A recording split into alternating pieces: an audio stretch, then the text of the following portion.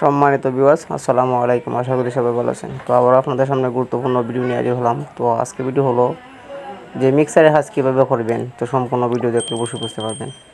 তো ভিউয়ার্স, দেখতে পাচ্ছেন আমি একটা মিক্সারে কাজ করছি। তো প্রথমত আমি একটা প্লাস্টিক ব্যবহার করছি। প্লাস্টিক ব্যবহার করে 3টা কনসিস্টকের মাধ্যমে মিক্স করছি। তো যে বাম হাতেরটা দেখতে পাচ্ছেন এটি হলো আমার গরমের লাইন। তো ডাইন হাতেরটা দেখতে পাচ্ছেন এটি হলো আমার ঠান্ডার লাইন। আর মধ্যখানের যেটা স্টক কনসিস্টকটা সেটি হলো আমার ঝর্নার লাইন।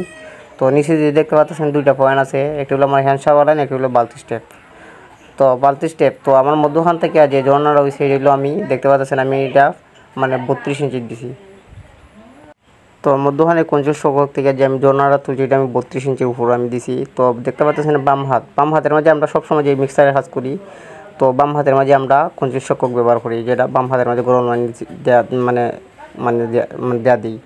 তো তারপর দেখতে পাচ্ছেন আমি এখানের মাঝে একটা বাম হাতের লাইনটা আমি কোণানে রাখছি। আমি এটা আগে স্ট্যান্ড সিস্টেম গিজা বসাবো। তারপর দেখতে পাচ্ছেন আমি গরমের লাইন 2টা পয়েন্ট রাখছি এখানে মাঝে, একটা হলো ঠান্ডার লাইন, একটা গরম লাইন। যেটা আমি দেখতে পাচ্ছেন গরমের লাইনটা আমি প্রথমত দেখিয়ে দিতেছি আপনাদের। তো দেখতে পাচ্ছেন আমি এখানে একটা এলবো দিছি। এলবো দিয়ে দেখতে পাচ্ছেন আমি এই বরাবর সরাসরি আমি যে কনসিস্টকটা আছে বাম হাতের মাঝে আমি কনসিস্টকের মাঝে নিয়ে আসছি লাইনটা। তারপর দেখতে পাচ্ছেন যে কনসিস্টকের মাধ্যমে যখন আমার গরম লাইনটা আসবে তো কনসিস্টকের মাধ্যমে কিন্তু মিক্স হবে। তো কনসিস্টক যখন বন্ধ থাকবে তখন গরম লাইনটা কেন বন্ধ থাকবে, তারপর যখন কনসিস্টক ছাড়বেন তারপর গরম লাইনটা বাইরে হবে। তো দেখতে পাচ্ছেন ডাইন হাতের, তো ডাইন হাতের দেখতে পাচ্ছেন কনসিস্টকটা আমি কোথায় নিয়ে রাখছি, লাইনগুলো রাখছি। দেখতে পাচ্ছেন যে এই যে আমি গরম লাইনটা রাখছি সেখানে আমি যে ওই ডাইন হাতের যে একটা ঠান্ডার পয়েন্ট আমি এখানে রাখছি। তো এইটার থেকে আর ঠান্ডার থেকে বইটা গরম হয়ে উপরটার দিকে যাবে, গরম হয়ে যে বাম হাতের স্টকের মাঝে যাইবে।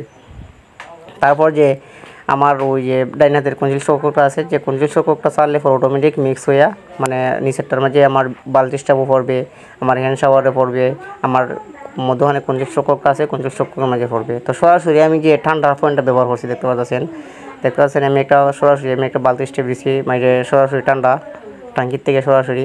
তারপর দেখতে পাচ্ছেন আমি হাই কভারের জন্য একটা রুডাউনের লাইন রাখছি, এই হলো ঠান্ডার লাইন।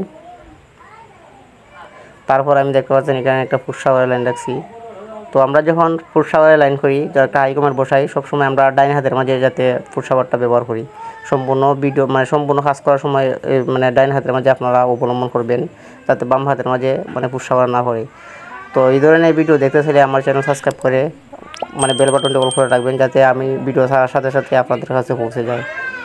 তো আমার চ্যানেলের মাঝে অনেক ধরনের ভিডিও আছে, supply cylinder, electric, house wiring, building ওয়ারিংয়ের নিয়ম, কীভাবে বিল্ডিং ওয়ারিং করতে হয়। তো চাইলে ওগুলা ভিডিও দেখতে পারেন। তো ভালো থাকবেন, সুস্থ থাকবেন।